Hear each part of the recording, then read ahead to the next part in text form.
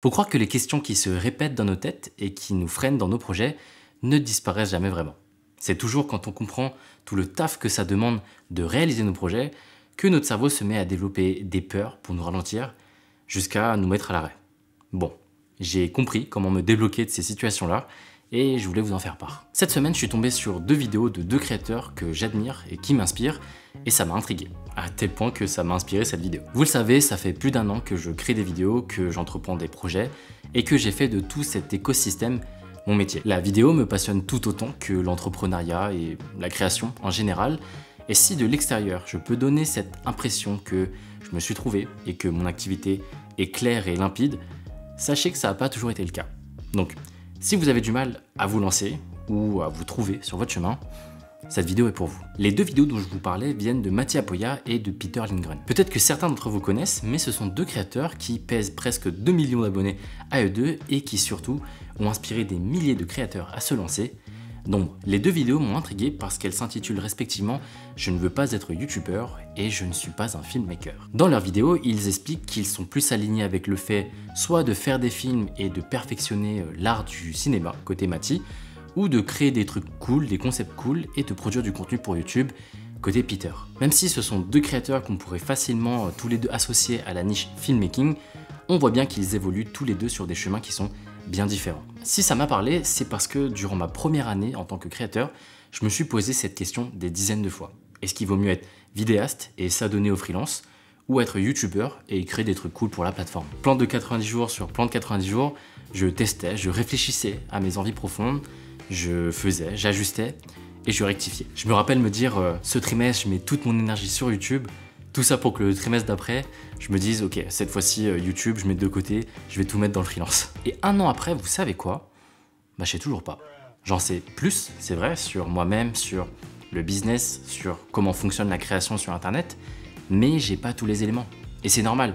Certes, les choses marchent très bien pour moi, mais j'en suis qu'au début. Et c'est là où je voulais en venir avec cette vidéo, parce que s'il y a bien une leçon que cette première année d'entrepreneuriat m'a apprise, c'est celle-ci. Je me rappelle d'une époque pas si lointaine où me lancer en tant qu'entrepreneur me faisait envie, tellement que j'écrivais sur des bouts de papier mes envies, mes projets et mes ambitions. J'allais jusqu'à alimenter un Notion avec mon plan à 5 ans, je connectais chaque projet pour qu'il fasse sens, je notais mon objectif de CA pour chacun d'entre eux, et je catégorisais tous les éléments de la vie de rêve que je projetais. En tant que bon perfectionniste, je me vois encore pousser la réflexion sur des tout petits détails qui, sûrement, n'en valaient pas la peine. Le truc, c'est qu'en se projetant et en visualisant le parcours, et dites-moi en commentaire si c'est le cas pour vous, bah ça peut créer une vraie paralysie.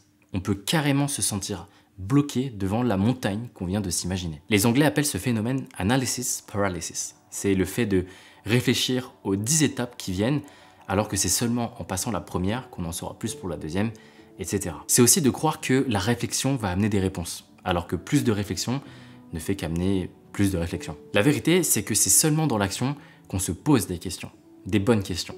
Et comme souvent, c'est dans les bonnes questions qu'on trouve les bonnes réponses. Ce dont on a besoin pour réussir, c'est pas forcément de la stratégie. Ça peut aider pendant un certain temps, certes, mais c'est surtout la clarté qui va tout changer.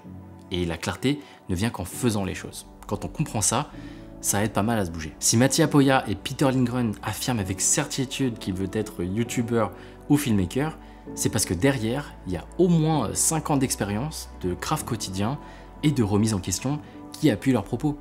Alors, comment peut-on prétendre, du haut de nos quelques mois de création, savoir ce qu'on veut vraiment? Si je devais pousser la réflexion un peu plus loin, et là je me base vraiment sur ma vision du travail du haut de mes 28 ans, c'est que je pense que ce désir de tout vouloir contrôler est en quelque sorte un héritage du monde du salariat.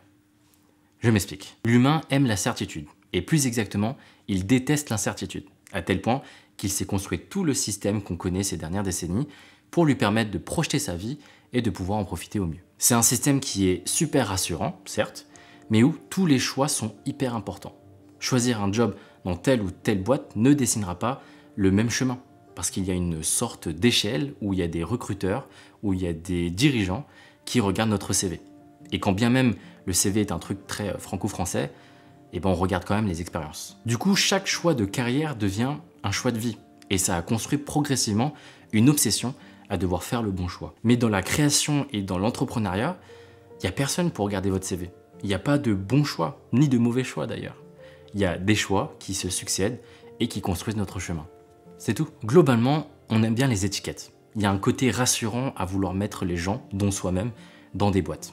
Vidéastes, youtubeurs, entrepreneurs, créateurs, influenceurs, comme si on devait mettre un nom sur tout ce qu'on fait et sur tout ce qu'on est. Mais l'erreur, c'est de confondre activité et identité. Et je crois que là est la clé. Si c'est si dur de passer le cap, si c'est si paralysant de se lancer, je crois que c'est parce qu'il est difficile de se visualiser l'identité qu'on s'apprête à prendre.